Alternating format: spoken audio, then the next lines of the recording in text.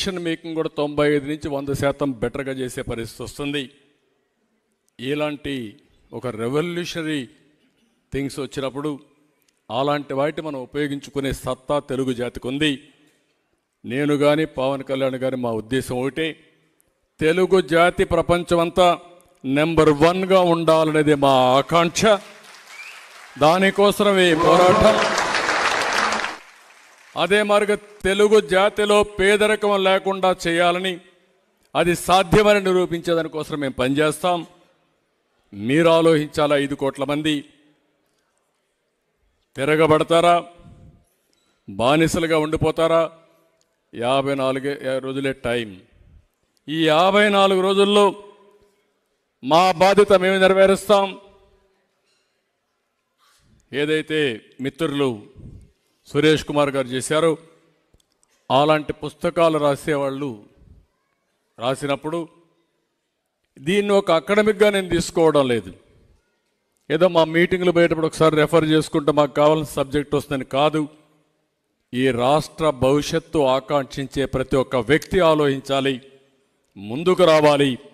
మా బాధ్యత మేము చేస్తాం, మీ బాధ్యత మీరు చేసి ఇలాంటి దుర్మార్గులు, ఇలాంటి వ్యక్తులు రాజకీయాల్లో శాశ్వతంగా ఉండకుండా ఉండడానికి ఏం చేయగలుగుతారో చేస్తే మన పిల్లల భవిష్యత్తు బంగారు భవిష్యత్తు అవుతుంది. లేకపోతే అందరం ఇబ్బందుల్లో పడతాం. ఈ పుస్తకం దానికి ఒక స్ఫూర్తి కావాలని మరొక్కసారి మనస్ఫూర్తిగా కోరుకుంటున్నా.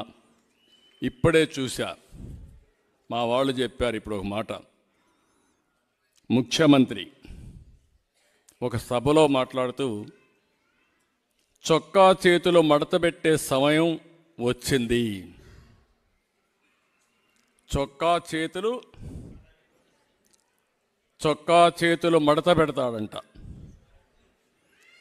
నువ్వు మీ వైసీపీ కార్యకర్తలు చొక్కాలు మడత పెడితే మా టీడీపీ కార్యకర్తలు, జన సైనికులు, ప్రజలు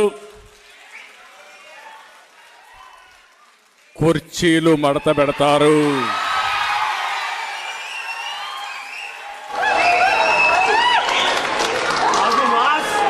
మళ్ళీ చెబుతున్నా,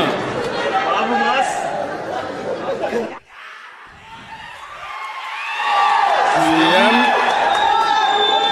ఈరోజు సభలో మాట్లాడుతూ చొక్కా చేతులు మడత పెట్టే సమయం వచ్చింది. నువ్వు మీ వైసీపీ కార్యకర్తలు చొక్కాలు మడత పెడితే మా టీడీపీ కార్యకర్తలు, జన సైనికులు, ప్రజలు కుర్చీలు మడత పెడతారు.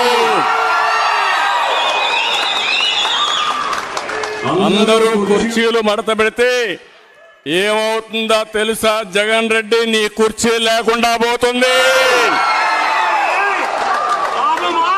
నువ్వు ముఖ్యమంత్రి హోదాలో ఉన్నావు. ఎన్నికలంటే ద్వంద్వ యుద్ధం. చొక్కాలు చేతులు కుర్చీలు మడత పెట్టడం కొట్టుకోవడానికి కాదు. ఆ విషయం గుర్తుపెట్టుకొని ప్రవర్తిస్తే మేము కూడా గౌరవంగా ఉంటాం. కబద్దార్, జాగ్రత్తగా ఉండమని మరొక్కసారి సభ ద్వారా హెచ్చరిస్తున్నా. మంచికి కూడా హద్దులుంటాయి. పిచ్చి పిచ్చి కూతలకు వస్తే దానికి పరిష్కారం చూపించే ధైర్యం కూడా 5 కోట్ల ప్రజలకు ఉందని మరొక్కసారి హెచ్చరిస్తూ, మరొక్కసారి ఈ పుస్తకం ప్రతి ఒక్క ఇంటికి చేరాలి.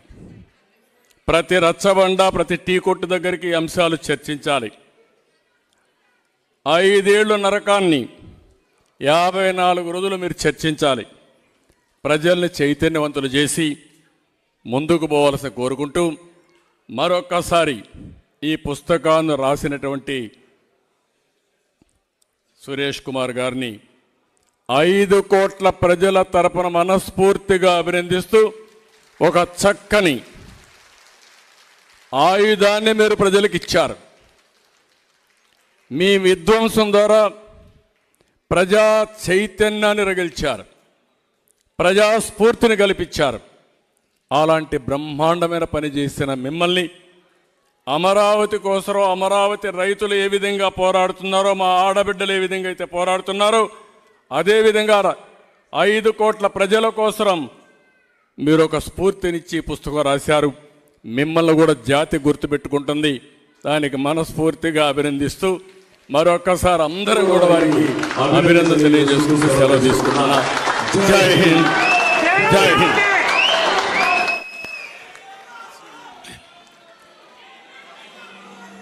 మిత్రులారా, సురేష్కి చిరు సత్కారం చేసేటప్పుడు కేసినేని చిన్ని గారు, పోసాని వెంకటేశ్వర్లు గారు వేదిక మీదకి రావాల్సిందిగా కోరుతున్నాను.